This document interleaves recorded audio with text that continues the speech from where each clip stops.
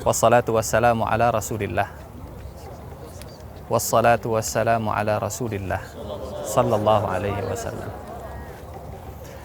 Bapak Ibu yang saya muliakan, di tanah yang kita injak sekarang, boleh jadi ada tanah yang dulu pernah diinjak oleh Rasulullah sallallahu alaihi wasallam. Di batu yang kita injak sekarang, boleh jadi dulu ada batu yang pernah diinjak oleh para sahabat Rasulullah sallallahu alaihi wasallam. Karena tempat ini jadi saksi sejarah yang luar biasa. Di depan kita ada gunung Uhud. Kemudian persis di depan kita ada satu bukit kecil namanya Jabal Rummah, bukit pemanah. Di mana posisi kota Madinah? Di mana posisi Masjid Nabawi? Di sebelah kiri saya. Di sebelah kiri saya. Masjid Nabawi letaknya di arah selatan gunung Uhud. Kalau Bapak Ibu keluar dari Masjid Nabawi, keluar dari pintu, kemudian lihat ke arah yang jauh, kita akan melihat gunung Uhud. Artinya lokasi gunung Uhud ada di sebelah utara. Sementara kiblat kita mengarah ke selatan. Di Masjid Nabawi kiblat kita mengarah ke selatan, mengarah ke Ka'bah. Apa artinya? Dulu pasukan musyrik Quraisy datang dari Mekah, datang dari arah selatan, tapi tidak masuk dari arah selatan, tidak masuk dari arah barat, tidak masuk dari arah timur, masuknya dari arah utara. Kenapa? Allah Subhanahu wa Ta'ala sudah menyiapkan kota Madinah sebelum nabinya datang ke kota Madinah. Karena sebelah barat kota Madinah, sebelah selatan kota Madinah, sebelah timur kota Madinah adalah daerah yang bebatuan tajam, sehingga satu-satunya pintu masuk ke kota Madinah adalah dari arah utara. Tadi kita lewat ke Masjid Sab'ah, Masjid Khandaq. Paritnya itu tidak melingkar, paritnya hanya membentang dari barat ke timur. Karena memang sebelah barat, sebelah timur itu tidak bisa dilewati. Allah sudah siapkan kota yang memang akan menyambut kedatangan Rasulullah SAW, kota Madinah Al-Munawwarah. Bapak Ibu rahimakumullah, sebelum kita bercerita tentang perang Uhud, malam ini silahkan nanti selain kita membaca surat Al-Kahfi, silahkan nanti dibaca surat Ali Imran. Karena Al-Quran sudah mereview, sudah menceritakan peristiwa Uhud di dalam surat Ali Imran. Dari mulai ayat 140 sampai dengan ayat 180, silahkan dibaca terjemahannya bagi yang membaca Al-Quran terjemah. Bapak Ibu rahimakumullah, kenapa terjadi perang Uhud? Di sini tempat terjadinya perang Uhud, dan masjid yang ada di depan kita tempat Rasulullah SAW bermarkas, dan bukit ini bukit di mana Rasulullah SAW menempatkan 50 orang pemanah. Sebetulnya dari kota Madinah Rasulullah SAW berangkat dengan 1000 pasukan. 1000 pasukan. Hanya di tengah perjalanan di satu daerah namanya Baida, 300 orang mundur kembali ke kota Madinah, dipimpin oleh seorang munafik namanya Abdullah bin Ubay bin Salul. Jadi berapa persen penduduk munafiknya orang Madinah yang ikut dengan Rasulullah? Sepertiga. Kalau sejak dari kota Madinah mereka berkata, Muhammad, kami nggak akan ikut dengan kau, mungkin mental kaum muslimin sudah siap dengan jumlah yang 700. Tapi ketika berangkat dari kota Madinah jumlahnya 1000, di tengah perjalanan kemudian mundur 300, ini akan merusak mental para sahabat. Karena mereka sudah siap dengan 1000, di tengah perjalanan jadi 700. Silahkan dilihat surat Ali Imran. Kata Allah, A'udzubillahi minasyaitonirrajim, Bismillahirrahmanirrahim. Walaqad sadaqakumullahu wa'dahu idh tahussunahum bi'idznih hatta idza fashiltum wa tanaza'tum fil amr. Ada perselisihan sedikit di antara para sahabat ketika melihat sebagian sudah pulang, sebagian yang 300 orang kembali ke kota Madinah. Tapi Rasulullah SAW memberikan motivasi bahwa kita sedang di jalan Allah Subhanahu wa Ta'ala. 700 mereka siap berangkat. Bapak Ibu rahimakumullah, sebelum Rasulullah SAW mengajak para sahabatnya untuk pergi ke Uhud ini, Rasulullah bermimpi. Dalam mimpinya Rasulullah SAW menggunakan tameng. Kemudian Rasulullah memegang pedang, dan pedangnya ada sedikit yang rusak. Kemudian Rasulullah melihat ada sapi yang disembelih. Apa takwilnya? Kata Rasulullah, kita berlindung di kota Madinah tameng yang dilihat oleh Rasulullah ditakwilkan sebagai kota Madinah. Kita berlindung di dalam kota Madinah. Kemudian perempuannya berada di atas rumah, melempari dengan batu dan seterusnya. Kemudian pedang yang beliau lihat rusak, beliau menakwilkannya di antara keluarga beliau ada yang akan terbunuh. Tapi beliau tidak tahu siapa yang akan terbunuh. Dan sapi yang disembelih, beliau menakwilkan bahwa ada sahabatnya nanti yang akan banyak terbunuh. Akhirnya Rasulullah mengumpulkan para sahabat. Dan Rasulullah menyampaikan satu pendapat, kata Rasulullah, sebaiknya strategi kita bertahan di dalam kota Madinah.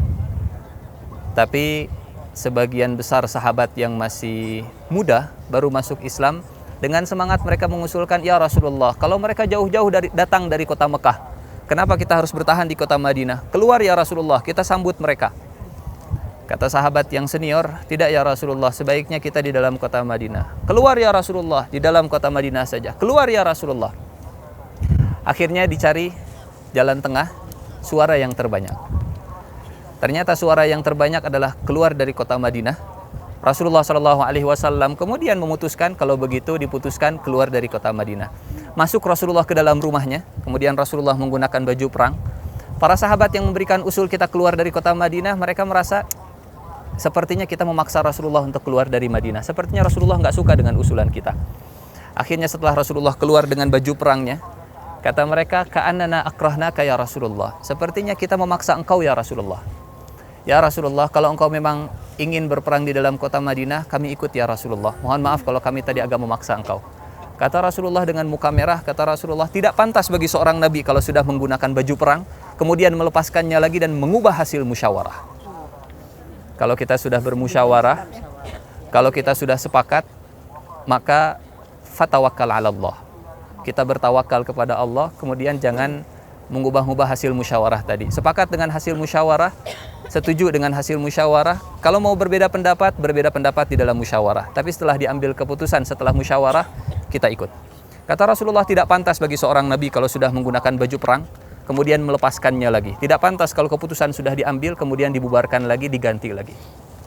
Berangkatlah Rasulullah dengan para sahabatnya dan 1000 orang dari kota Madinah. Tapi di tengah perjalanan, Abdullah bin Ubay bin Salul kemudian dengan mengejek, Muhammad dan para sahabatnya lebih cenderung kepada pendapat yang muda-muda, sementara pendapat kita yang senior nggak diikuti. Ya sudah, kita pulang saja. Kita balik lagi ke kota Madinah. Kembali 300 orang ke kota Madinah, berangkat 700 orang di tempat ini. Dari mana datangnya orang musyrik? Dari arah depan. Bapak Ibu bisa melihat nanti ada kebun kurma. Dari arah sana, musyrik Quraisy datang. Rasulullah SAW kemudian melihat kondisi. Tolong bayangkan kalau kita dikepung oleh 4 orang. Kita terpaksa harus berantem dengan 4 orang. Apa yang akan kita lakukan? Strategi apa yang terbaik untuk menghadapi 4 orang? Kalau kita bertarung di ruangan yang terbuka, mungkin kita nyerang ke depan, dari belakang ditendang, dari kiri ditendang, dari kanan ditendang. Strategi yang terbaik, kita mencari ruangan yang kecil, kanan kita terjaga, kiri kita terjaga, belakang kita terjaga. Satu-satunya jalan itu dari depan. Kita bisa fokus ke depan, tidak harus nengok kanan, tidak harus nengok kiri, nggak harus mikir di belakang. Jumlah pasukan kaum muslimin 700 orang, sementara jumlah pasukan kaum musyrik Quraisy 3.000 orang. Berapa perbandingannya? 700 banding 3.000, 1 banding 4 kurang lebih. Kenapa Rasulullah memilih tempat ini? Bapak Ibu rahimakumullah, karena Rasulullah sangat paham kalau beliau harus bertarung di padang pasir yang terbuka, mungkin beliau akan dikepung dari semua arah. Dan itu kalah artinya. Rasulullah kemudian memilih sebelah kanannya adalah Gunung Uhud. Kalau ini diputeri, kalau ini dikelilingi, jaraknya kurang lebih sekitar 23 km. 23 km. Rasulullah SAW kemudian membariskan pasukannya di sebelah kanan saya, sebelah kiri Bapak dan Ibu. Ini tempat terjadinya perang Uhud. Dan di tempat ini juga para sahabat kemudian dimakamkan. 700 orang kemudian dibariskan. 50 orang kemudian ditempatkan di bukit ini. Kenapa harus menempatkan 50 orang di bukit ini? Kalau kita naik ke atas bukit akan terlihat dengan jelas. Musuh yang datang Itu kalau dia mau muter, silahkan muter. Tapi mungkin setelah muter, perang sudah selesai. Muternya jauh. Mungkin bisa muter lewat sini, supaya bisa lewat dari belakang. Tapi jangan lupa Rasulullah sudah menempatkan 50 pemanah. Sehingga kanannya terjaga dengan Gunung Uhud, kirinya terjaga dengan para pemanah, belakangnya juga terjaga oleh pasukan panah. Paham strateginya Rasulullah Sallallahu Alaihi Wasallam.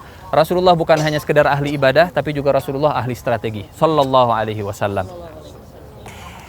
Datang musuh, berapa jumlahnya? 3.000. 3.000 ini terbagi jadi 3 pasukan.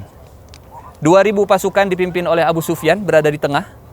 Kemudian pasukan sebelah kiri dipimpin oleh anaknya Abu Jahal, Ikrimah bin Abu Jahal. Kemudian pasukan sebelah kanan dipimpin oleh Khalid bin Walid dengan 300 pasukan kudanya. Kenapa dibagi 3 pasukan? Karena Abu Sufyan ingin menyerang Rasulullah SAW dari berbagai arah. Rasulullah sudah paham kalau strategi ini strategi yang konvensional, strategi biasa. Strategi yang biasa digunakan oleh orang-orang Quraisy. Sehingga Rasulullah tidak mau didikte dengan kebiasaan yang sudah ada.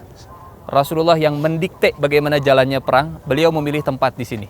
Kanannya sudah terlindung dengan Gunung Uhud, kirinya sudah terlindung dengan pasukan pemanah, 50 orang pasukan pemanah, bisa menghalau 300 pasukan berkuda. Khalid bin Walid, Abu Sufyan dengan Ikrimah yang menjadi komandan mereka, ketika mereka datang dari arah sana, mereka bingung, kaget.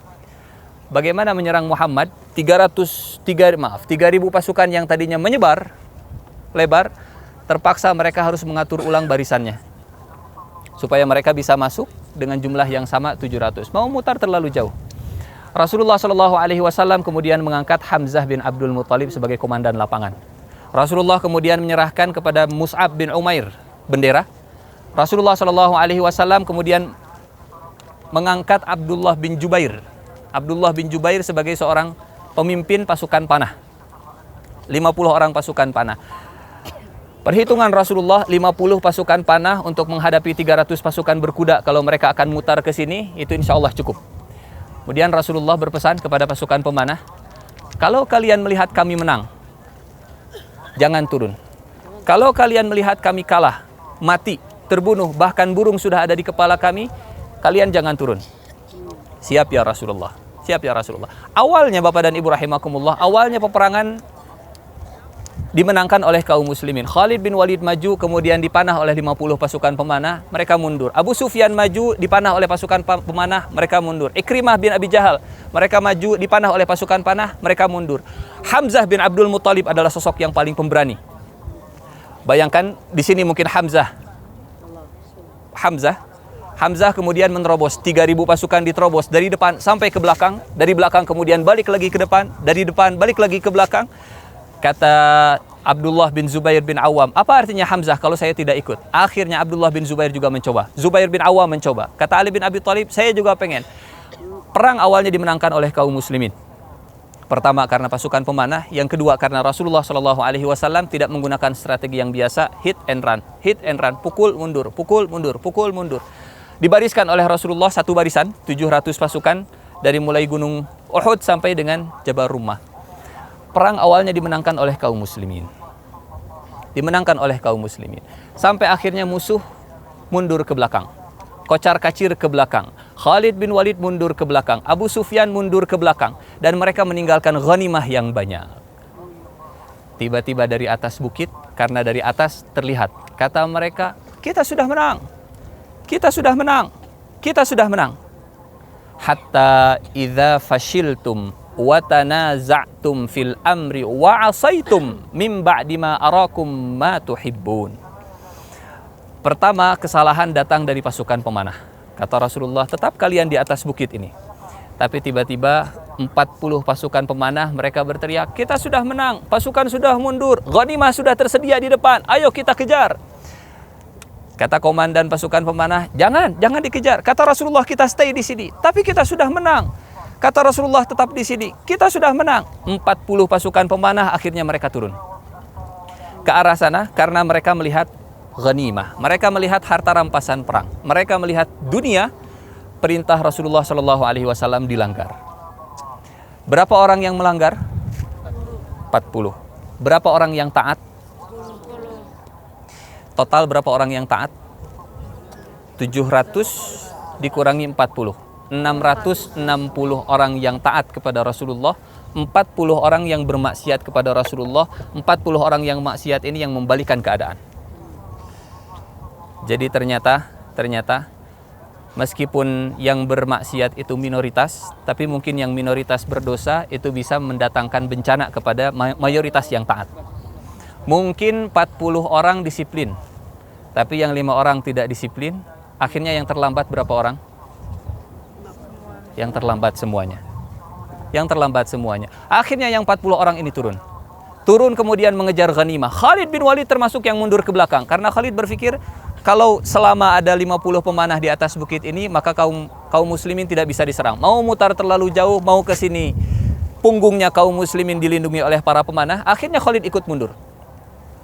Kemudian pasukan pemanah mengejar Khalid bin Walid, mengejar ghanimah. Khalid bin Walid ketika mundur ke belakang, Khalid nengok ke belakang. Khalid melihat ternyata di bukit hanya ada 10 orang saja, yang 40 orang sudah turun. Khalid bin Walid segera mengajak 300 pasukan berkudanya kembali keliling dari belakang, karena 10 pasukan pemanah tidak akan bisa menghalau 300 pasukan berkuda. Mutar dari belakang, kemudian naik ke atas bukit, kemudian dibunuh 10 orang. Syahid yang pertama dibunuh.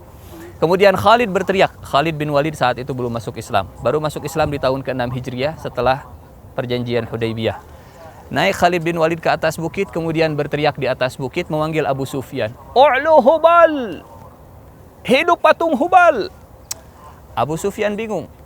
Kenapa ada teriakan menghidupkan? Kenapa ada teriakan hidup Hubal dari arah pasukan kaum muslimin? Abu Sufyan yang tadinya lari dengan pasukan Quraisy, mereka nengok ke belakang. Pasukan berkuda sudah ada di atas bukit. Akhirnya Abu Sufyan kemudian balik lagi, Ikrimah bin Abu Jahal kemudian balik lagi, Khalid bin Walid kemudian nyerang dari belakang. 2.700 nyerang dari depan, 300 nyerang dari belakang. Dan sejak saat itu pasukan kaum muslimin kacau balau. Wattaqu fitnatan la tusibannalladzina zalamu minkum khassah. Takutlah kalian kalau ada fitnah, kalau ada bencana yang tidak hanya menimpa kepada orang zalim saja. Gara-gara satu kemaksiatan, satu kemaksiatan, bukan dua, bukan tiga, satu kemaksiatan yang dilakukan oleh segelintir minoritas orang, kondisi jadi berbalik. Yang tadinya menang, akhirnya pasukan kaum muslimin kocar-kacir. Ada yang kembali ke kota Madinah Al-Munawwarah. Rasulullah SAW dengan para sahabatnya, Rasulullah hanya dilindungi oleh 20 orang saja. Pasukan para sahabat kocar-kacir semuanya. Ada musuh namanya Abdullah bin Qami'ah, Ibn Qami'ah. Yang dia incar hanya Rasulullah SAW. Tapi Abdullah bin Qami'ah ini tidak tahu kalau wajahnya Rasulullah mirip seperti wajahnya Mus'ab bin Umair yang memegang bendera. Disangkanya pemegang bendera ini adalah Rasulullah SAW. Akhirnya bin Qami'ah menyerang Mus'ab bin Umair. Mus'ab bin Umair memegang bendera La ilaha illallah. Mus'ab bin Umair kemudian dipatahkan tangannya, dibuntungkan tangannya, lepas dari tangan kanan, diambil dengan tangan kiri.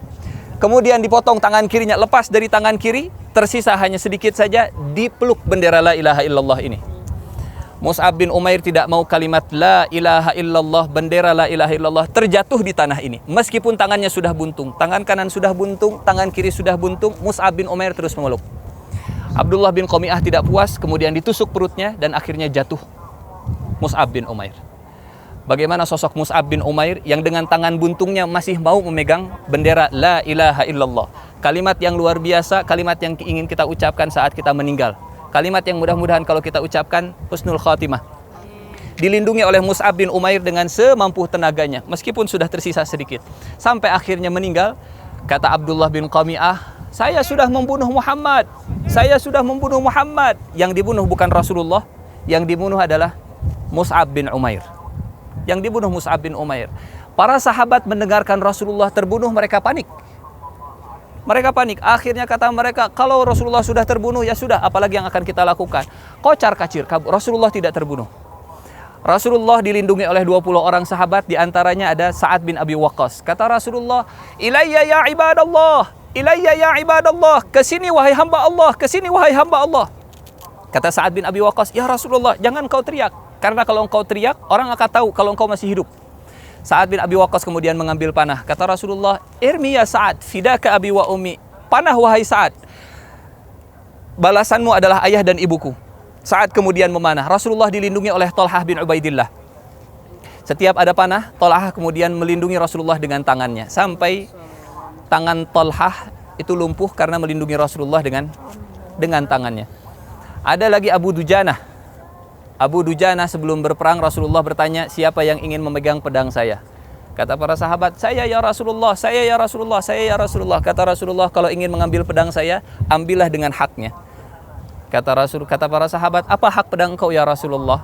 Kata Rasulullah, hak pedang ini adalah membunuh semua orang kufar, kecuali yang dilarang oleh Allah untuk dibunuh. Kata Abu Dujanah, saya ya Rasulullah. Diambil pedangnya oleh Abu Dujanah.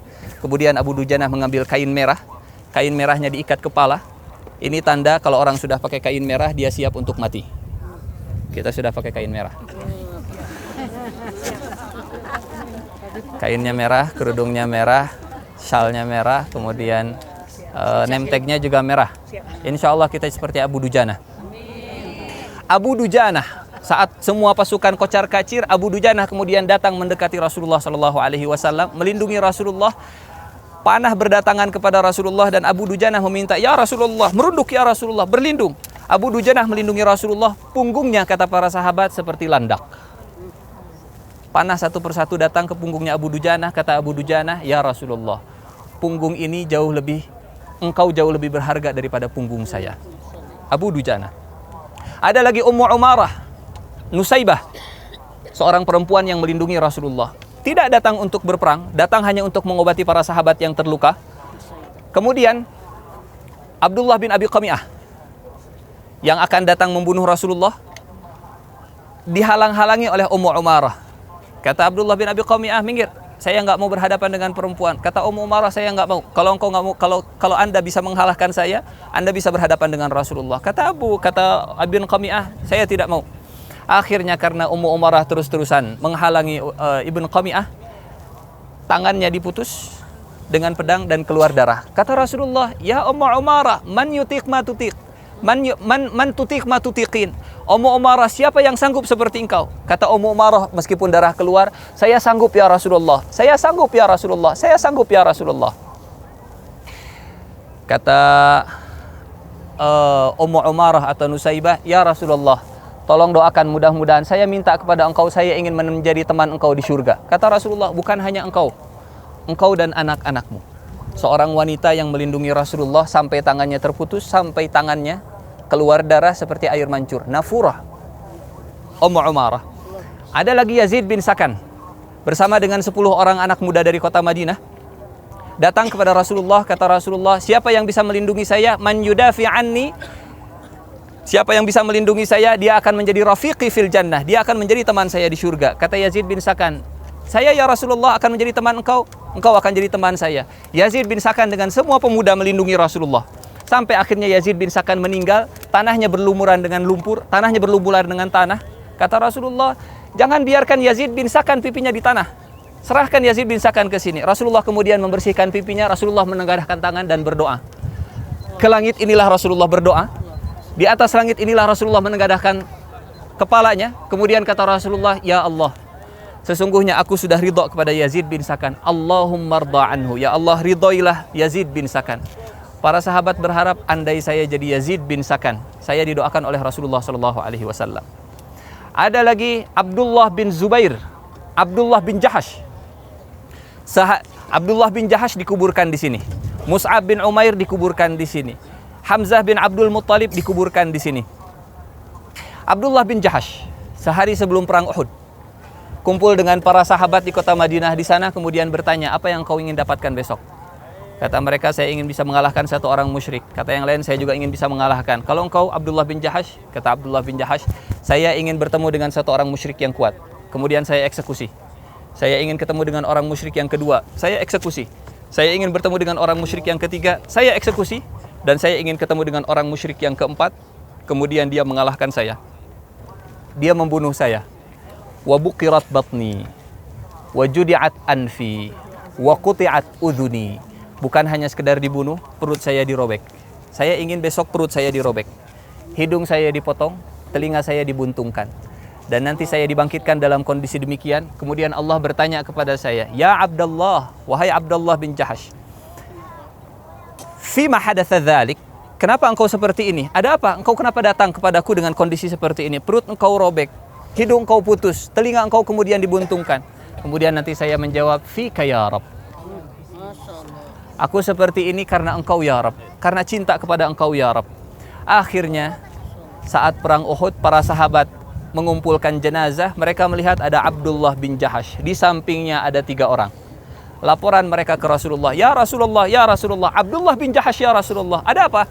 Kemarin kita ngobrol dengan Abdullah bin Jahash. Abdullah bin Jahash ingin mengalahkan 3 orang, dan kemudian setelah itu akan terbunuh dengan perut yang terbelah, hidung yang terputus, dan telinga yang buntung. Kemudian, ada apa? Kata Rasulullah, kata para sahabat, ya Rasulullah, persis seperti yang diinginkan ya Rasulullah. Kata Rasulullah, sadaqallah, fasadaqahullah.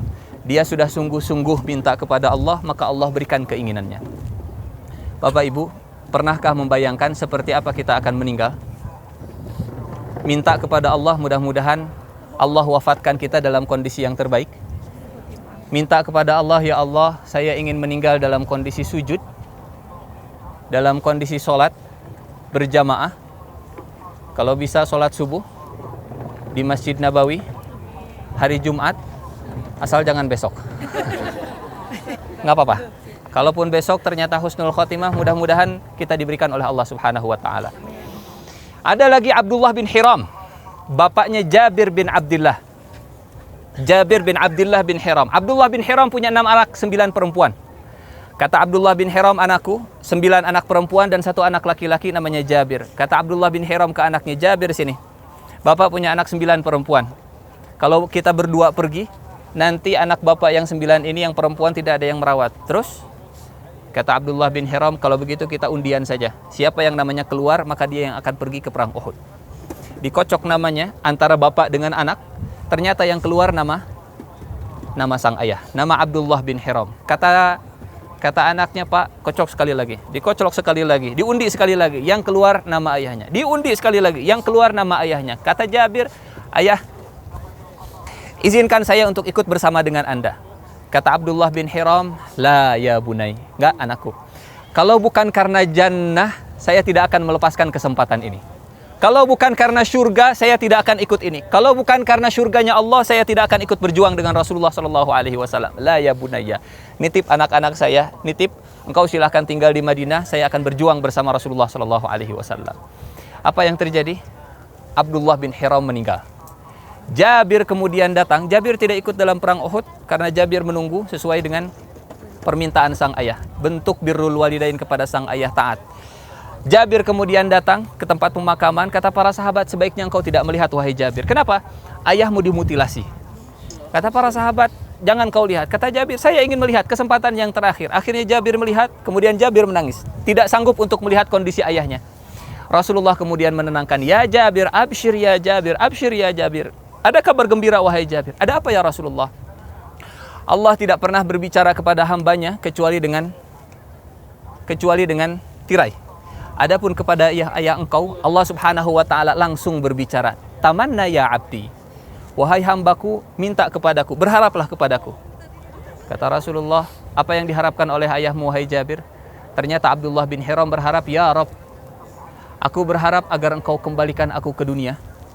Aku ikut berjuang bersama Rasulullah, aku ikut berjihad bersama Rasulullah, dan aku meninggal kembali syahid di jalanmu. Kata Allah Subhanahu wa Ta'ala, la ya abdi, tidak wahai hambaku. Aku sudah memutuskan kematian itu hanya 1 kali. Tamanna ya abdi, minta lagi wahai hambaku, jangan yang itu. Kata Abdullah bin Hiram, kata Rasulullah, Abdullah bin Hiram kemudian meminta, ya Allah, tolong sampaikan kepada orang-orang yang masih hidup, kalau meninggal dalam kondisi berjuang di jalan Allah adalah kenikmatan yang luar biasa. Maka turunlah ayat. وَلَا تَحْسَبَنَّ الَّذِينَ قُتِلُوا فِي سَبِيلِ اللَّهِ أَمْوَاتًا. Dan janganlah kalian sangka orang yang meninggal di jalan Allah mereka mati. Bal ahya'un 'inda rabbihim yurzaqun. Bahkan mereka hidup di sisi Allah dengan penuh rizki. Farihina bima atahumullah. Mereka sangat bahagia dengan pemberian dari Allah Subhanahu wa Ta'ala. Abdullah bin Hiram. Ada lagi yang meninggal di sini, Amr bin Jamuh. Maaf, kakinya pincang. Datang ke Rasulullah. Ya Rasulullah, tolong izinkan saya ikut dalam perang Uhud. Kata Rasulullah, enggak. Engkau punya uzur untuk tidak ikut berperang. Ya Rasulullah, tolong izinkan saya berperang ya Rasulullah. Kata Rasulullah, enggak. Engkau punya uzur untuk tidak berperang. Engkau pincang, a'raj. Kata Amr bin Jamuh, ya Rasulullah, da'ni ata al-jannah bi'arjati hadhihi. Ya Rasulullah, izinkan saya menginjakkan kaki di surga dengan kepincangan saya ini. Diizinkan oleh Rasulullah Shallallahu Alaihi Wasallam dan akhirnya meninggal, dikuburkan di sini. Kata Rasulullah, aku melihat Amr bin Jamuh menginjakkan kakinya ke surga dengan kepincangan kakinya. Dikabulkan oleh Allah Subhanahu Wa Taala. Ada lagi sosok pemuda yang dikuburkan di sini dan meninggal dalam perang Uhud ini, namanya Hanzalah. Hanzalah baru menikah. Di malam pertamanya, Hanzalah kemudian mendengarkan ada panggilan jihad. Malam pertama pengantin, Hanzalah belum sempat mandi, kemudian ikut bersama Rasulullah Shallallahu Alaihi Wasallam, ikut berjihad bersama Rasulullah. Dan Hanzalah meninggal. Rasulullah heran karena biasanya seorang yang syahid itu tidak dimandikan. Tapi kenapa Hanzalah? Rasulullah melihat, kata Rasulullah kepada para sahabatnya, saya melihat Hanzalah diangkat oleh malaikat, kemudian dimandikan dan keluar tetesan air dari jasadnya Hanzalah. Rasulullah heran, Rasulullah penasaran, kenapa ada jasad syahid yang dimandikan oleh malaikat? Dipanggillah istrinya Hanzalah. Kata Rasulullah, apa yang terjadi? Ada apa ya Rasulullah? Suamimu meninggal dan dimandikan oleh malaikat. Syahid itu tidak dimandikan. Tapi kenapa suamimu dimandikan oleh malaikat? Kata sang istri, ya Rasulullah, kami adalah pengantin dan tadi malam kami melakukan apa yang dilakukan oleh suami istri dan Hanzalah tidak sempat mandi ya Rasulullah. Sebelum berangkat Hanzalah belum sempat mandi dan Hanzalah sudah meninggal. Akhirnya dimandikan oleh malaikat. Di sini tempatnya. Ada lagi Anas bin Nadhr, di sini juga dikuburkan. Anas bin Nadhr, siapa Anas bin Nadhr? Anas bin Nadhr saat perang Badar dia tidak ikut. Tapi Anas bin Nadhr kemudian berjanji, ya Rabb, kalau engkau mengizinkan saya untuk mengikuti salah satu pertempuran yang dilakukan oleh Rasulullah, diikuti oleh Rasulullah, saksikan kalau saya akan ikut berjuang dengan Rasulullah. Anas bin Nadhr, beliau pulang ke kota Madinah, pulang dari perjalanan dagang, melihat para sahabat berlarian. Kata Anas bin Nadhr, kenapa kalian berlarian? Kata para sahabat, mata Rasulullah, Rasulullah sudah meninggal. Anas bin Nadhr yang datang ke Madinah kemudian mengatakan, kata Anas bin Nadhr, kalau Rasulullah sudah meninggal, maka meninggallah kalian seperti jalannya Rasulullah SAW meninggal. Kalau Rasulullah meninggal di jalan Allah, kenapa kalian kabur dari jalan Allah? Meninggallah kalian juga seperti Rasulullah SAW meninggal. Anas bin Nadhr tidak tahu kalau Rasulullah belum meninggal. Anas bin Nadhr satu orang berhasil mengembalikan para sahabat dari kota Madinah kembali ke tempat ini. Anas bin Nadhr kemudian datang dari kota Madinah. Anas bin Nadhr kemudian berseru, Inni asyummu raihatal jannah. Aku mencium bau jannah dari arah gunung Uhud. Inni asyummu raihatal jannah. Aku mencium bau surga dari arah gunung Uhud. Anas bin Nadhr kemudian mengembalikan para sahabat yang pergi ke kota Madinah. Anas bin Nadhr kemudian ikut melindungi Rasulullah, bertempur dengan Rasulullah SAW dan akhirnya meninggal. Turunlah satu ayat dalam surat Al-Ahzab. Minal mu'minina rijalun sadaqu ma'ahadullaha alaih. Di antara orang-orang yang beriman ada laki-laki yang sudah membenarkan janjinya kepada Allah. Kemarin Anas bin Nadhr berjanji, kalau saya ikut dalam peperangan, engkau akan saksikan kalau saya siap berjuang ya Allah. Dan di perang Uhud inilah Allah kemudian menyaksikan, menjadi saksi kalau Anas bin Nadhr sudah sesuai dengan janjinya. Adapun Rasulullah Shallallahu Alaihi Wasallam, beliau dilindungi oleh para sahabatnya. Rasulullah Shallallahu Alaihi Wasallam beliau menggunakan baju perang. Abdullah bin Qami'ah kemudian datang. Ubay bin Khalaf kemudian datang. Ubay bin Khalaf saat di Mekah. Kata Ubay bin Khalaf, Muhammad saat di Mekah, Muhammad, engkau tahu, kuda yang saya besarkan ini akan saya gunakan untuk membunuh engkau kelak. Kata Rasulullah, bal ana qatiluka insyaallah. Saya yang akan membunuh engkau wahai Ubay.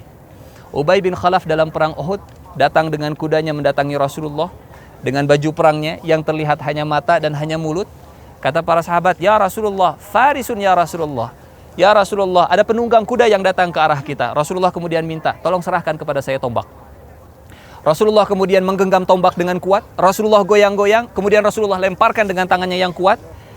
dan kena sedikit ke bibirnya. Ubay bin Khalaf kemudian lari. Kata orang-orang Quraisy, "Kenapa engkau lari, Ubay?" Kata Ubay, "Muhammad sudah membunuh saya. Muhammad sudah membunuh saya." Kata orang musyrik, "Muhammad tidak membunuh engkau, hanya luka sedikit saja di bibir." Kata Ubay bin Khalaf, "Muhammad di Mekah sudah mengatakan kalau dia akan membunuh saya." Akhirnya Ubay bin Khalaf naik ke gunung tersebut, naik ke gunung sana, dan akhirnya kudanya terjungkal, Ubay bin Khalaf mati. Apa yang membuat Ubay bin Khalaf mati? Mungkin rasa takutnya, mungkin fiqhnya, percayanya kepada kalimat Rasulullah. Yang jelas Rasulullah tidak sampai membunuh Ubay. Ubay hanya terluka dengan tombaknya Rasulullah SAW. Datang Abdullah bin Abi Qami'ah memukul pipinya Rasulullah. Pipi Rasulullah menggunakan khaudaj. Pipi Rasulullah SAW menggunakan baju besi, baju perang. Dan pedangnya Abdullah bin Qami'ah kena ke baju besinya Rasulullah SAW sampai akhirnya baju besi tersebut masuk ke pipinya Rasulullah SAW. Abu Bakar mencoba mencabut, tidak bisa. Umar bin Khattab mencoba mencabut, tidak bisa. Kata Abu Ubaidah, "Da'ni ya Abu Bakar." Wahai Abu Bakar, tidak ada yang bisa mengeluarkan itu kecuali saya. Abu Ubaidah kemudian mengeluarkan besi dari pipinya Rasulullah dan akhirnya gigi serinya Abu Ubaidah sampai putus. Sampai putus. Keluar darah dari pipinya Rasulullah SAW. Dibasuh air masih keluar darah. Dibasuh air masih keluar darah. Ali bin Abi Thalib kemudian membakar kain. Kainnya kemudian diletakkan ke pipi Rasulullah SAW agar darahnya tidak keluar. Rasulullah SAW. Akhirnya Rasulullah memerintahkan para sahabat karena serangan semakin brutal dari depan dari belakang. Kata Rasulullah, "Al-Jabal, Al-Jabal, naik ke atas gunung, naik ke atas gunung." Para sahabat kemudian naik ke atas gunung Uhud. Semuanya naik ke atas gunung Uhud. Berlindung di atas. Abu Sufyan yang menjadi komandan pasukan Quraisy, mereka kumpul di bawah gunung, mereka tidak mau naik ke atas. Karena kalau naik ke atas mungkin resikonya sangat besar. Akhirnya kata Abu Sufyan, "Hari ini adalah kemenangan bagi kita. Hari ini adalah kemenangan bagi kita. Hidup Hubal, hidup Hubal, hidup Hubal," kata Abu Sufyan. Kata Abu Sufyan, "Afikum Muhammad? Apa di antara kalian ada Muhammad?" Kata Rasulullah, "La tujibu." Jangan dijawab. "Afikum Abu Bakar?" La tujibu. Kata Rasulullah, jangan dijawab. "Afikum Umar? Apa di antara kalian ada Umar?" Jangan dijawab. Kenapa Rasulullah perintahkan jangan dijawab? Karena kalau dijawab, orang-orang Quraisy makin tetap semangat. Oh, Muhammadnya masih hidup. Oh, Abu Bakarnya masih hidup. Oh, Umarnya masih hidup. Kata Rasulullah, la tujibu. Jangan dijawab. Jangan dijawab. Tapi ketika Abu Sufyan kemudian teriak, "U'lu Hubal, hidup patung Hubal." Kata Rasulullah, "Afala tujibu?" Kenapa kalian tidak menjawab? Kata para sahabat, "Bimadza nujib ya Rasulullah?" Dengan apa kita harus menjawab ya Rasulullah? Kata Rasulullah, "Jawab, Allahu a'la wa ajal." Katakan Allah yang jauh lebih mulia dan Allah yang jauh lebih istimewa. Satu gunung semua teriak, pasukan Rasulullah yang masih tersisa, "Allahu a'la wa ajal." Kata Abu Sufyan, "U'lu Hubal." Segunung semuanya berteriak, "Allahu a'la wa ajal." Abu Sufyan cerdas. Mustahil ratusan orang berteriak dengan teriakan yang sama, kecuali pasti ada yang mengordinir. Pertanyaan Abu Sufyan masih sama. "Afikum Muhammad?" Kata Rasulullah, la tujibu. Jangan dijawab. "Afikum Abu Bakar?" La tujibu. "Afikum Umar?" Saat ditanya Umar, Umar bin Khattab kemudian berteriak, "Waihak ya aduwallah." Celaka engkau wahai hamba Allah. Celaka engkau wahai musuh Allah.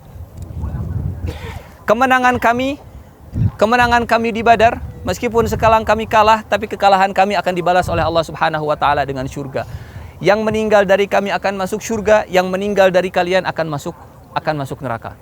Akhirnya Abu Sufyan kemudian kembali. Abu Sufyan kembali ke arah sana, kembali ke kota Mekah. Rasulullah SAW kemudian kembali ke kota Madinah dan para sahabat bertanya-tanya. "Awalamma asabatkum musibatun qad asabtum mithlaiha qultum anna hadza." Kata para sahabat, kok bisa pasukan yang ada Rasulullahnya bisa kalah? Kok bisa pasukan yang di situ ada Rasulullah, ada Abu Bakar, ada Umar, kok bisa kalah? Kita tidak ditemani Rasulullah, kita tidak ditemani Abu Bakar, kita tidak ditemani Umar.